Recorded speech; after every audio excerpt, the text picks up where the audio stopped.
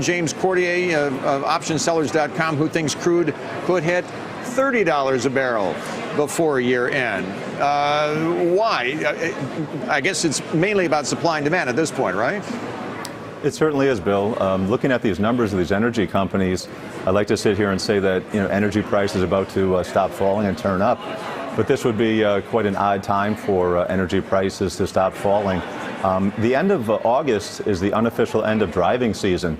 We're going into shoulder season that many analysts talk about. The smallest amount of demand in the United States happens from September through November. And at the exact same time, Saudi Arabia is picking quite a fight right now, flooding the market with the largest production and exports that we've ever seen. All right, so I wonder if this being the case, $30 a barrel would have sounded like a crazy target back in January. Now it seems like, go ahead and stick your neck out. How much further could we go? Why just 30? Why stop at 30 and not go lower? At $30, we're going to see a lot of production problems and financing problems here in the United States. When financing came around and needed to be rolled over this spring, we had a nice little rally in crude oil up to near 60. A lot of the banks jumped in and got into the oil business. As we approach 36 and then 34 this fall, we're going to start seeing some major problems in that industry. And the key right now is Saudi Arabia pushing the market down, basically picking a fight with drillers here in the United States. If Iran comes on, that's what brings us down to $30. 36, 34 is a good support level.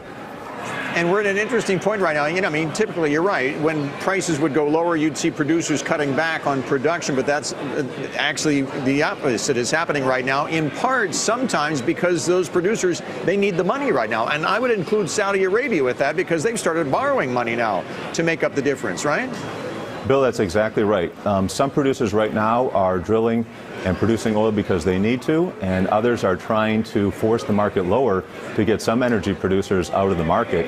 We see October, November being a very interesting time frame, deep into the 30s, and I think at that point we're going to see some demand destruction, should I say production destruction, and at that time we're going to have probably some energy companies really bailing here in the United States, and then possibly November, December, we could see a nice low in the market in time to jump in. All right.